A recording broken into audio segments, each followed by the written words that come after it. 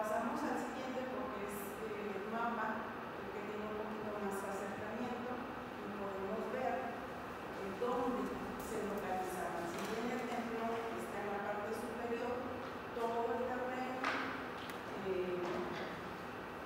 pues era bastante, no nada más era este lado, sino que comprendía todo el alrededor del templo, la plazuela, que hoy es plazuela. Le damos a la siguiente. En pleno siglo XVII, pregunto por el tanto texto, pero creo que nada más es así. En el siglo XVII, el templo de San Agustín tuvo la distinción de custodiar el Santísimo Sacramento y otras reliquias, mientras que lo que ahora es catedral fue se construyó. El 2 de junio de 1788 se bendijo y se da la dedicación solemne gracias a la aportación económica del gobierno de Valdés. El conjunto conventual agustino estaba rodeado por algunas huertas, como podemos observar en el, bueno, no podemos observar las huertas, ¿verdad? Pero todo el territorio que alrededor comprendía el conjunto conventual, pues tenía, se establecían estas huertas. Por lo que generaban y aportaban productos alimenticios a la población, sobre todo por la relación que tenían con otras congregaciones hermanas, especialmente con Michoacán. Pasamos a la siguiente. ¿Qué tenemos? Como que hasta ahorita hemos platicado de cómo se establecieron, de quiénes fueron como los bienhechores para que se construyera el edificio, pero desgraciadamente no tenemos ningún plano, ninguna portada, ninguna fotografía que nos diga cómo fue la fachada del antiguo templo de San Agustín. Tenemos este dibujo que lo hizo un artista francés y que es como la única prueba, la única imagen que tenemos de cómo pudo haber sido. Por lo que podemos observar en el dibujo, se observa una belleza única, pero no podemos ver a detalle como nos lo explica Oscar, como lo vemos físicamente, de cómo pudo haber sido la fachada. Damos a la siguiente, más o menos de ahí se saca qué casas había alrededor, cómo eran las escalinatas, la plaza, el fondo está Santo Domingo. La siguiente, cómo es la fachada del convento, las ventanas, las cornisas, las cúpulas, pero nada más. Lo revisamos al texto, porque era eso es lo que tenemos en concreto de cómo pudo haber sido la fachada. El interior, pues, viene la cosa triste. En 1824 da inicio la secularización de los espacios públicos y pongo como ejemplo, el 21 de julio de 1827 se da la inauguración del Portal de Rosales como homenaje al jefe Víctor Rosales. ¿Por qué pongo como ejemplo? Porque todo lo que es Portal de Rosales pues, pertenecía a lo que era la plazuela o la Plaza de San Agustín, que anteriormente se llamaba Plaza de San Agustín, y ahora toda esa parte que es Portal de Rosales se quita, se le adjudica, ¿no? El gobierno lo toma y se construyen los portales.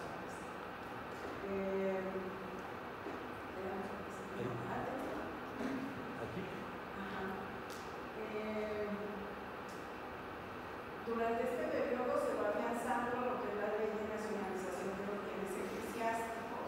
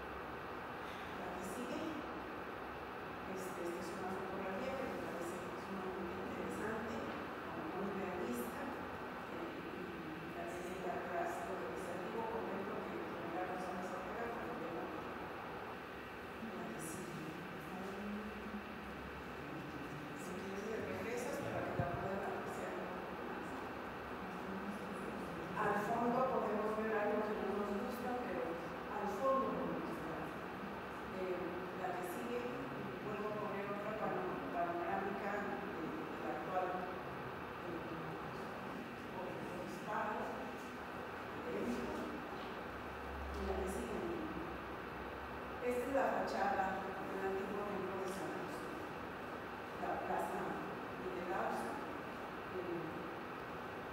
Pero si ustedes se fijan, pues no tienen ninguna, pues dónde está el campanario, qué forma religiosa podemos ver. No, es una fachada completamente. Es la fachada del antiguo templo de San Agustín.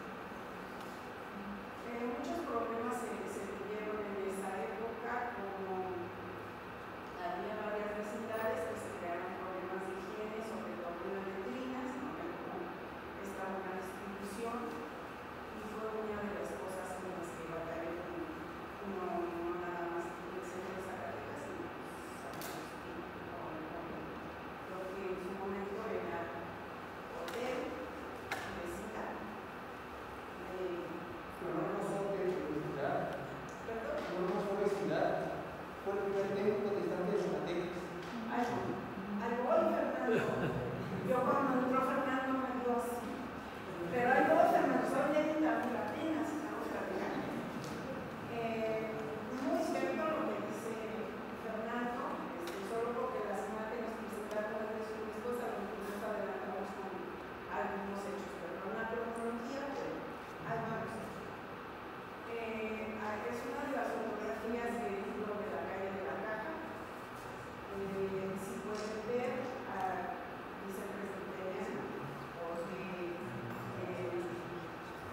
ya los descendientes del general González Ortega, lo que hacen primero es rentarla y posteriormente venderla.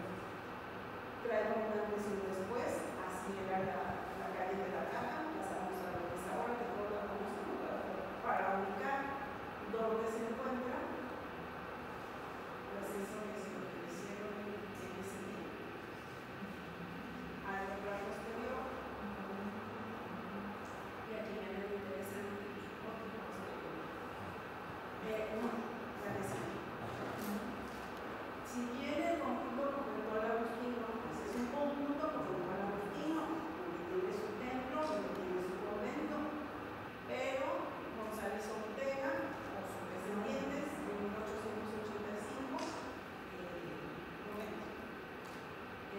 lo ponen en vuelta, como lo hemos dicho, y después lo venden. Este es un plano de compraventa donde el hijo de González Ortega, Lauro González Ortega, le vende al representante de la iglesia presbiteriana, Eduardo Jaime. 16,000 pesos de tener todo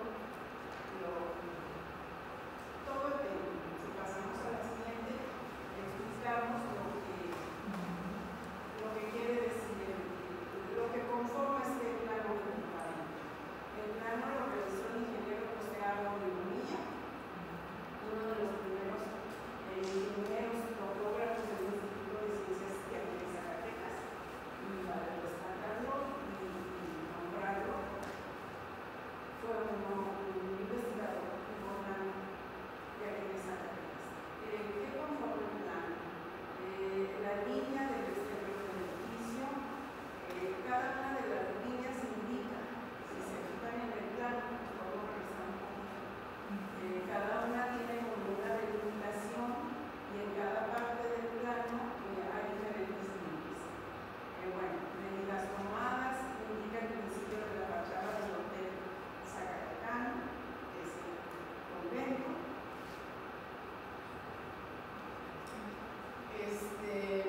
Indica las líneas que no promete vender, indica la pared que separa el templo de las casas habitación, que ahorita vamos a ver. También la pilastra que sirve de apoyo a los arcos que arrancan las bóvedas de las fincas y que pasan a ser propiedad del pastor. También comprende lo que son los arcos que existen del arranque a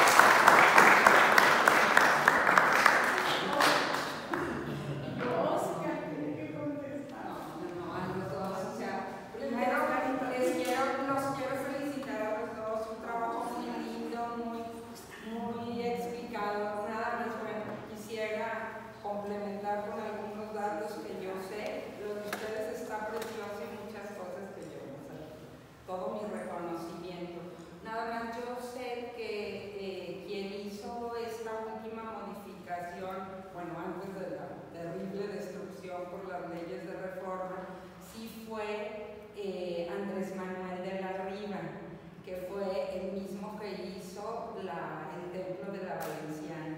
Ese dato lo tengo del padre Jesús López de Lara, que era mi tío. Sí es el mismo autor, entonces si queremos apreciar en algo cómo fue, lo más cercano es ir al templo de la mina de la Valenciana, que está en Guanajuato. Él era reconocidísimo y vivió muchos años en Zacatecas.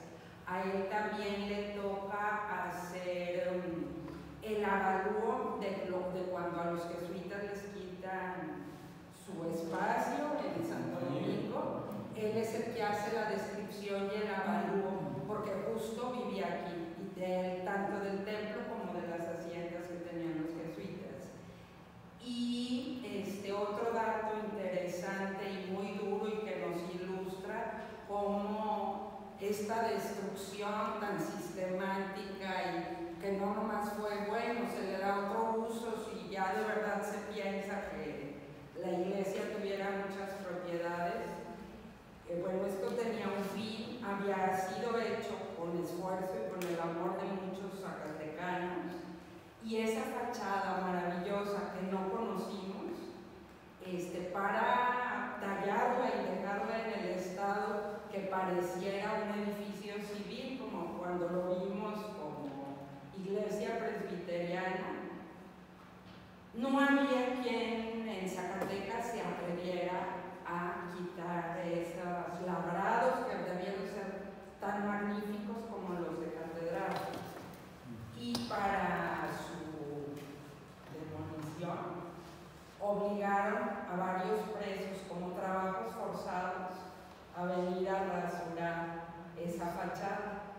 Muchas de esas canteras labradas están en la Petroteca del templo, que está ocupando el espacio que ahora tiene lo que era la sacristía, que está en la parte de atrás del altar, pues, de donde fue. Ahí está la Petroteca, y están, cuando don Federico, que en realidad se le debe a él mucho que se haya recuperado, entre comillas, lo que se logró recuperar, ahí se conservaron varias, y ahí sí vamos, hay muchas piedras de cantera labrada y hay muchos acercamientos a lo que fue, mutilado.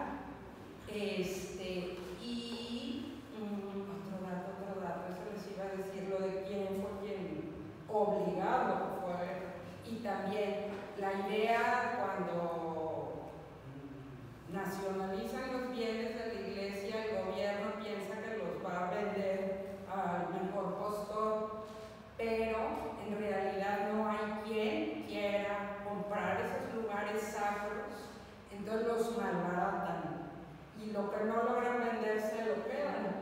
O sea, es un decir eso, que González Ortega, aunque lo reconozcamos como héroe, para Zacatecas fue lamentable el daño que le hizo al patrimonio, ya si no se quisiera ver con ojos de fe, al menos al patrimonio construido, le hizo muchísimo daño. Y también, este templo tenía muy poco de haber sido remozado, arreglado, engrandecido como el de la Valenciana. Tú nos dabas un dato, creo que 1780 y algo, cuando se había inaugurado oficial o reinaugurado el templo, recién remodelado. No duró ni 100 años, porque en 1860 fue cuando lo expropian, se lo queda el Estado y lo destruye. También hay referentes de que por dentro era muy similar a Santo Domingo, con retablos dorados. Lo que conocemos es lo mínimo, porque fue lo único que no alcanzaron a destruir. Cuando fue iglesia presbiteriana, pues como es la doctrina protestante, era todo lo más liso, para el culto no se puede tener tanto ornato. Entonces destruyeron lo más que se pudo, y antes de ser iglesia presbiteriana vecindad. Logia masónica y cómo Billar, prostíbulo. no había prostíbulo cerca, no sé si propiamente en el templo. La logia masónica es a principios del siglo XX. Fue más Hasta después. por eso, cuando Federico su esposo intenta hacer la reconstrucción, y ya le repito, lo primero pide esta parte lateral, y al parecer la crearon como una carpintería o algo así, dice, donde dijo su esposo. Y ya después, con el gobierno pacta de que puedan desarrollar tanto a los presbiterianos que se da acá en Sierra de Ávila, donde hicieron el templo de Dios, el siglo de todo, y a los francmasones se les da la escuela Pampú, al lado de Guadalupe, para poder hacer. Sí, sí. Y bueno, según ese dibujo del francés que hay, también sí movieron el frente en sí del edificio, el acceso no está en el mismo lado y pues no, nada más que es una lástima que se haya perdido. Otro dato es cuando se proclama el dato de, antes se le llamaba la Purísima Concepción, se hace el dogma como más grande a través de la iglesia en un concilio y se llama el dogma de la Inmaculada, ya no nomás dicen la Purísima Concepción, sino que cambia el nombre a Inmaculada Concepción de María, y cuando se proclama ese dogma, la iglesia dice tiene que hacerse la fiesta de la proclama del dogma de la Inmaculada Concepción en el templo que sea más bello en Zacatecas, y por unanimidad deciden hacerlo en San Agustín. Quiere decir que si teníamos una joyita que nos hiciera el favor de dejarla en nada, y que, bueno, para mí es una pena que esté con tantas mamparas, porque eso ni siquiera nos deja ver algo de lo que quedó, y pues no más.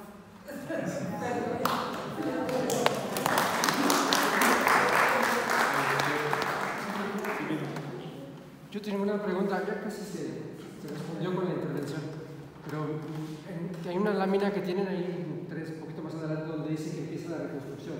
¿A quién se debe esa reconstrucción? ¿Quién hace la reconstrucción? ¿Quién recupera esa reconstrucción? Y el gobierno del Estado. El gobierno del Estado.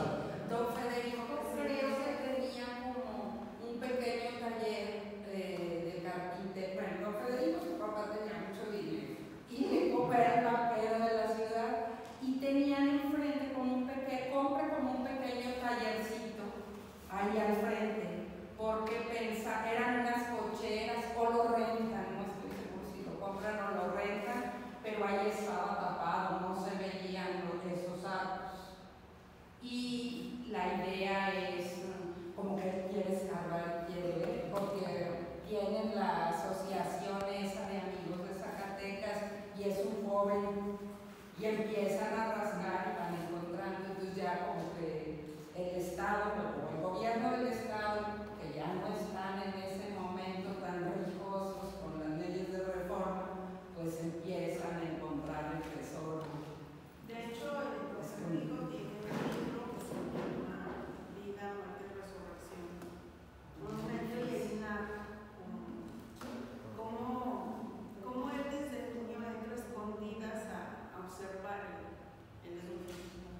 Es interesante un poco por la historia que cuenta, pero sí es una parte importante don Federico. Ok, gracias. Y otra pregunta que tenía para el expositor, en ese proceso de presencia de los agustinos de cualquier orden al construir este lugar, mi pregunta era primero con qué recursos los hacían, y lo que me interesa más es saber quién construía, quién labraba esa cantera, los agustinos o la mano de obra zacatecana. Vamos a tener sobre todo la llegada de los agustinos aquí a Zacatecas junto con la ciudad de Guadalajara, se debe a un factor bien interesante que lo describe Basalenque en su crónica. ¿Por qué? Porque la diócesis de Guadalajara ya nace con todo un ideal secularizado. ¿Qué quiere decir esto? Limitar la presencia de órdenes religiosas en el territorio diocesano. Entonces los agustinos quieren meterse a la diócesis de Guadalajara, y el obispo de Guadalajara o de la Nueva Galicia les dice que no. Se consiguen un bienhechor que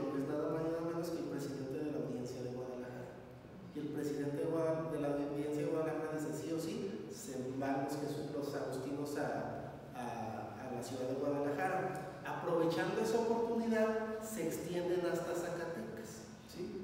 Y Basalenque dice, bueno, como nos quiere mucho, estoy parafraseando, como nos quiere mucho el presidente de la audiencia, nos da el lugar, y esta es casi una cita textual, mejor que hay en la ciudad, haciendo referencia de Zacatecas, que es la segunda plaza, ¿sí? La primera plaza era, pues obviamente, la plaza que ahorita es el mercado, ¿sí?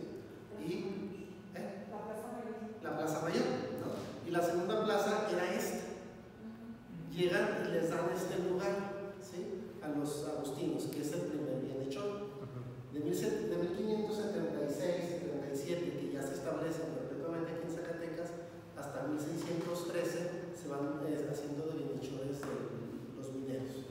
Hasta 1613 que don Agustín de Zavala los toma como sus bienhechores y se convierte en patrón del convento, ¿sí? De manera que él reconstruye todo el templo que había en el siglo XVI-XVII, que es otro de los